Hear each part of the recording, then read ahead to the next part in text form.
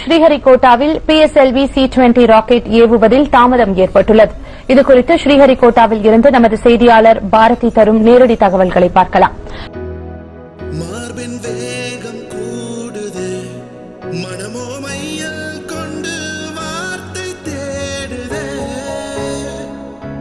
கண்ணல்ல